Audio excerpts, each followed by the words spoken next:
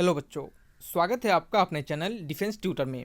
आज की इस वीडियो में हम बात करने वाले हैं कोस्ट गार्ड, नाविक, जीडी, डीबी और यांत्रिक के लिए स्टेज 1 सेक्शन 1 के साइंस के प्रैक्टिस सेट नंबर 10 को।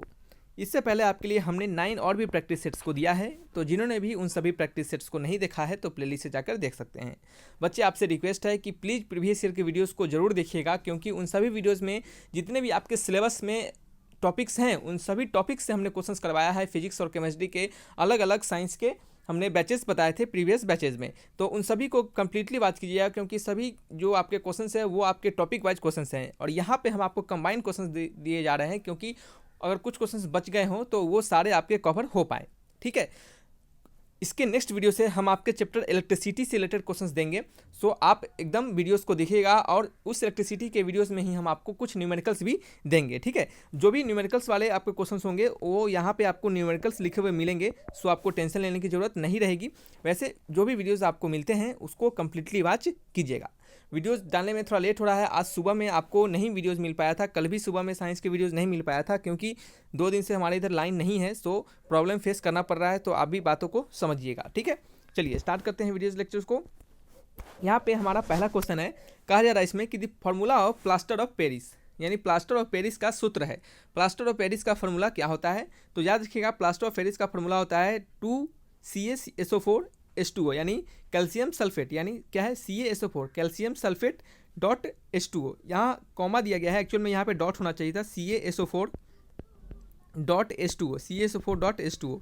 बच्चे, आपको बता दें कि हमारे आपके ज्वाइन बटन में, सब्सक्राइब बटन के जस्ट सामने ज्वाइन बटन लिखा रहता है। इस ज्वाइन बटन से आप 29 रुपये का प्लान लेकर आप बहुत सारे बेनिफिट्स को ले सकते हैं। जैसे कि आपको किसी प्रकार का डाउट होता है तो आप डायरेक्टली हमें कॉल कर सकते हैं मंथ में 4 बार। अगर आपका 149 के आसपास का एक प्लान है, या फिर 149 नहीं 89 के आसपास प्लान है, उस प्लान को लेकर आप मंथली 8 टाइम्स कॉल कर सकते हैं, हमें किसी भी अपने डाउट को पूछ सकते हैं। और आपके लास्ट प्लान है एक आपका 199 का, इसमें आप हमारे एनी टाइम कभी भी आप हमें कॉल करके अपने डाउट्स को क्या कर सकते हैं, पूछ सकते हैं। सो इस प्लान का बेनिफिट आप जरूर लीजिएगा, क्योंकि ये आपको डेफिनेटली हेल्प करेंगे। बच्चों, बात यहाँ पे यह है कि अगर ज़्यादा बच्चे 199 का जो प्लान है अगर वह लेते हैं, अगर ज़्यादा बच्चे 1 महीने का ये 199 का प्लान लेते हैं, लगभग कम से कम अच्छे खासे बच्चे कुछ लेते हैं, तो हम आपके लिए एक अलग से सेपरेट बैच चलाएंगे, जो कि सिर्फ आपके ज्वाइन बटन यानी जो हमारे मेंबरशिप लिए होंगे उनके लिए ही रहेगा। तो ऐसा भी किया जा सकता है, लेकिन आप अगर बहुत सारे बच्चे एक साथ ज्वाइन होते हैं तभी ऐसा पॉसिबल हो पाएगा, नहीं तो 1-2 बच्चों के लिए हम अलग से क्लास तो ले नहीं सकते। तो अगर ज़्यादा बच्चे ज्वाइन होंगे तो ऐसा कर पाएंगे, नहीं तो सिंपली जो क्लासेस चल रहे हैं इस पर वही डायरेक्टली आपका चलता रहेगा। ठीक है, चलिए, क्योंकि उसके लिए अलग से हमें समय निकालना पड़ेगा। तो बात, अगर बहुत सारे बच्चे लेते हैं तो क्या होगा, उन्हें हमारे भी टीम होगा उनको भी फ़ायदा होगा इससे, और क्या होगा, बच्चों को भी फ़ायदा होगा। ठीक है, तो उनको ध्यान में रखकर ऐसा किया जा सकता है। तो बस इस पर आप सोचिएगा, थोड़ा ध्यान दीजिएगा। तो देखिए यहाँ पे प्लास्टर ऑफ पेरिस के बारे में, तो प्लास्टर ऑफ पेरिस का जो फार्मूला होता है वो होता है कैल्शियम सल्फेट। ये जो 2 लिखा गया है ये एक्चुअल में इक्वेशन बैलेंसिंग के लिए लिखा गया है, नहीं तो यहाँ पे आप याद रखिएगा कि CaSO4 डॉट H2O।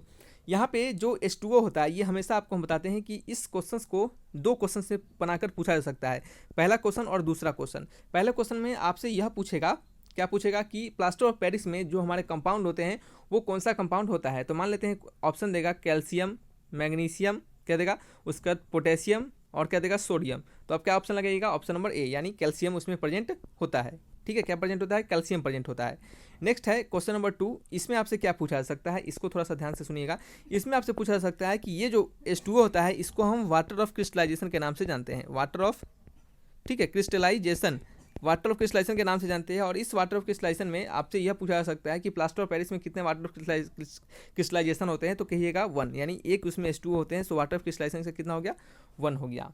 ठीक है, नेक्स्ट वीडियोज़ में हमने आपको जैसा ही कहा है कि इलेक्ट्रिसिटीज़ के वीडियो स्टार्ट होंगे, तो इलेक्ट्रिसिटी के चैप्टर से रिलेटेड आपके क्वेश्चंस पूछे जाएंगे और वो आपको वहाँ पे बताया जाएगा।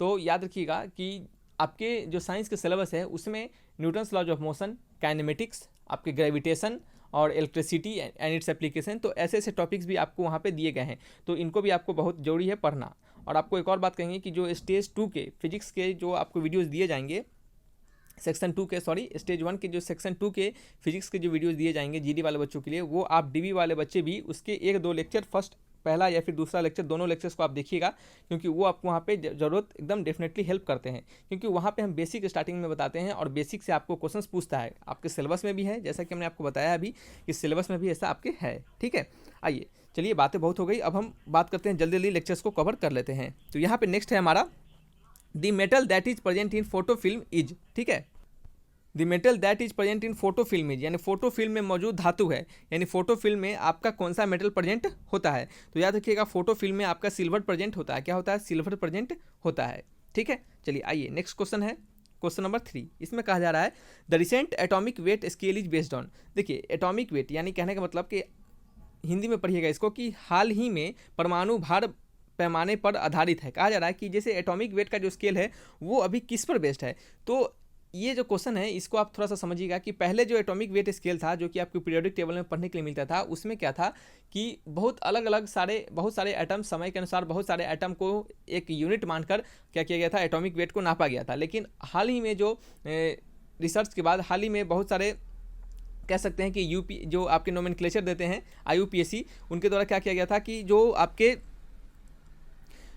कार्बन है, क्या है, जो आपके कार्बन है उसको क्या माना गया था, एक स्टैंडर्ड यूनिट माना गया था और इसी स्टैंडर्ड यूनिट मानकर एटॉमिक वेट को नापा गया था। तो जो रिसेंट स्केल है एटॉमिक वेट का नापने का वो है आपका कार्बन, क्या है, कार्बन ये 6C12, ठीक है, ये ऐसा लिखा गया है, या फिर आप इसको ऐसा समझ सकते हैं 6C12, ठीक है, यानी ये आपका एटॉमिक नंबर है और क्या है, ये आपका उसका एटॉमिक मास है, ठीक है। आइए क्वेश्चन नंबर 4 की ओर बढ़ते हैं। 4 नंबर में है epoxy resin is used as, यानी इपॉक्सी रेसिन के रूप में प्रयोग किया जाता है, यानी इपॉक्सी रेसिन को किस रूप में प्रयोग किया जाता है।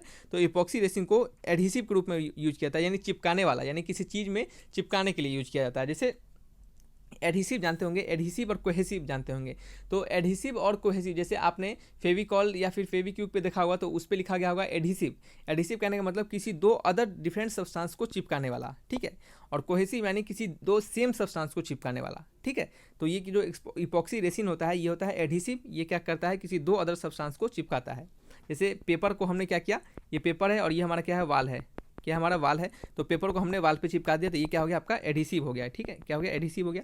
इस पर कुछ लगाएंगे और इसको क्या करेंगे, इस पर चिपका देंगे, ठीक है। चलिए नेक्स्ट है क्वेश्चन नंबर 6। इसमें क्या कहा जा रहा है आपका, इसमें कहा जा रहा है कि 1 फैथम इज इक्वल टू, एक था बराबर होता है 1 फैथम।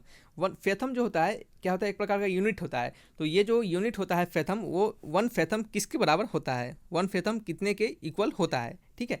तो 1 fathom is equal to 6 feet, क्या होता है, 1 fathom is equal to 6 feet, ठीक है। आइए नेक्स्ट क्वेश्चन है क्वेश्चन नंबर 7। इसमें कहा जा रहा है what is the unit for measuring the pitch और फ्रीक्वेंसी ऑफ साउंड। साउंड के पिच और फ्रीक्वेंसी, और याद रखिएगा साउंड है ये भी आपके सिलेबस में है, ठीक है। तो हम सभी को पढ़ेंगे, सभी कंबाइंड चल रहा है तो आप उसको भी देखते चलिए। नेक्स्ट है यहाँ पे कि what is the unit for measuring the pitch और फ्रीक्वेंसी ऑफ साउंड, ठीक है। तो ध्वनि की पिच या आवृत्ति मापने की इकाई क्या है। और जितने भी सारे आपके टॉपिक्स हैं, मैं आपको बार बार कहता हूँ कि जितने सारे आपके टॉपिक्स हैं उन सभी के प्रीवियस बैचेस के वीडियोस देखिएगा, क्योंकि वो सभी टॉपिक्स उसमें कवर किए गए हैं और न्यूमेरिकल्स भी कवर किए गए हैं और उस न्यूमेरिकल से हमेशा क्वेश्चंस पूछे जाते हैं, इस बार भी पूछे गए थे और हमेशा पूछे जाएंगे। सो उनको जाकर आप जरूर देखिएगा, ठीक है। तो यहाँ पे है कि हमारा जो पिच होता है और फ्रीक्वेंसी होता है साउंड का, उसका यूनिट यानी उसका मात्रा क्या होता है, ठीक है। मात्रा भी आपको पढ़ना है, मेजरमेंट, ठीक है, उसको भी आपको जानना है वहाँ पे। तो जो पिच होता है उसका यूनिट क्या होता है, पिच का यूनिट होता है डेसिबल, क्या होता है, डेसिबल। पिच और फ्रीक्वेंसी ऑफ साउंड का जो यूनिट होता है वो क्या होता है, डेसिबल होता है, ठीक है। नेक्स्ट कूलम क्या होता है, कूलम चार्ज का यूनिट होता है, ठीक है। 8 क्या है, the fastest acting enzyme in the biological kingdom is, जो सबसे तेज यानी जैविक जैविक साम्राज्य, यानी कहने का मतलब बायोलॉजिकल किंगडम, साम्राज्य यानी किंगडम, बायोलॉजिकल किंगडम में सबसे तेज अभिनय करने वाला एंजाइम है, ठीक है। तो जो सबसे फास्टेस्ट एंजाइम होता है बायोलॉजिकल किंगडम में वो कौन सा होता है, वो होता है कार्बोनिक एनहाइड्रेज, क्या होता है, कार्बोनिक एनहाइड्रेज, ठीक है, कार्बोनिक एनहाइड्रेज, ठीक है। चलिए नेक्स्ट है question number 9। Nitrification means, nitrification का अर्थ है, ठीक है। तो नाइट्रिफिकेशन का अर्थ क्या होता है, तो नाइट्रिफिकेशन का अर्थ होता है conversion of atmospheric nitrogen to effective nitrogen compound, यानी आपके एटमॉस्फेयर में, जैसा कि आपको बताया, हमने बताया था कि एयर एक प्रकार का मिक्सचर है, एयर एक प्रकार का क्या होता है, मिक्सचर होता है, ठीक है। और मिक्सचर में सभी सब्सटेंस अलग अलग प्रोपोर्शन में प्रेजेंट होते हैं। तो इस मिक्सचर में नाइट्रोजन भी प्रेजेंट होता है, ऑक्सीजन भी प्रेजेंट होता है, कार्बन भी प्रेजेंट होता है, ठीक है, कार्बन डाइऑक्साइड के फॉर्म में, तो और भी बहुत सारी चीज़ इसमें प्रेजेंट होते हैं। तो ये जो नाइट्रोजन होता है इस दौरान, इस एयर में जब नाइट्रोजन प्रेजेंट रहे तो इसको क्या कहते हैं हम, एटमॉस्फेरिक, ठीक है, एटमॉस्फेरिक नाइट्रोजन, ठीक है, एटमॉस्फेरिक नाइट्रोजन कहते हैं। और इस एटमॉस्फेरिक नाइट्रोजन को क्या करना, आपके इफेक्टिव नाइट्रोजन, क्या लिखेंगे, इफेक्टिव नाइट्रोजन में कन्वर्ट करने की प्रोसेस को हम नाइट्रिफिकेशन कहते हैं। इसी इफेक्टिव एटमॉस्फेरिक नाइट्रोजन को इफेक्टिव नाइट्रोजन में कन्वर्ट करने की प्रोसेस को हम नाइट्रिफिकेशन कहते हैं, यानी option number B is the right answer. ठीक है, चलिए क्वेश्चन नंबर 10 की ओर बढ़ते हैं। तो क्वेश्चन नंबर 10 में है सेल मेम्ब्रेन इज, कोशिका झिल्ली है। सेल मेम्ब्रेन आपने पढ़ा होगा बायो में भी कि सेल मेम्ब्रेन और 10th क्लास के जो भी आपके साइंस के जो यहाँ सिलेबस है वो 10th लेवल के ही हैं, तो सभी 10th लेवल के क्वेश्चन पूछे जा सकते हैं। तो सेल मेम्ब्रेन क्या होता है, सेल मेम्ब्रेन कैसा है, तो सेल मेम्ब्रेन जो होता है वो क्या होता है, सेमी परमिएबल यानी अर्ध पारगम्य, सेमी परमिएबल यानी सेमी परमिएबल कहने का मतलब आधा पारदर्शी, क्या होगा, आधा पारदर्शी। पारदर्शी मतलब पूरा इस पार से उस पार हम देख सकते हैं। दीवार क्या है हमारा, पारदर्शी है, दीवार पारदर्शी है नहीं है, दीवार पारदर्शी बिल्कुल नहीं है। ठीक है, दीवार पारदर्शी नहीं है, शीशा ग्लास पारदर्शी होता है। तो जो सेमी परमिएबल कहने का मतलब है कि जो अर्ध पारदर्शी हो यानी आधा पारदर्शी हो, तो सेल मेम्ब्रेन जो होता है वो हमारा आधा पारदर्शी होता है। ठीक है, चलिए सेल मेम्ब्रेन जो होता है ये क्या होता है, आधा पारदर्शी होता है। चलिए ये क्या हो गया, आपके 10 इंपॉर्टेंट क्वेश्चन हो गए। तो इन सभी वीडियोस को ध्यानपूर्वक देखिएगा, स्किप करके बिल्कुल नहीं देखिएगा, जितना बार सुनिएगा देखिएगा उतना ज़्यादा आपको याद रहेगा। प्रीवियस बैचेज की वीडियो जरूर देखिएगा, हम आपको बार बार बोलते हैं, वो आपको जरूर हेल्प करेंगे क्योंकि सारे टॉपिक्स उसमें हमने बताए हैं, कवर किए हैं। ठीक है, जितने भी वीडियोज़ दिए हैं उनको आप जरूर देखिएगा, और इस वीडियोज़ में आपको कंबाइंड सभी प्रकार के क्वेश्चन दिए जाएंगे।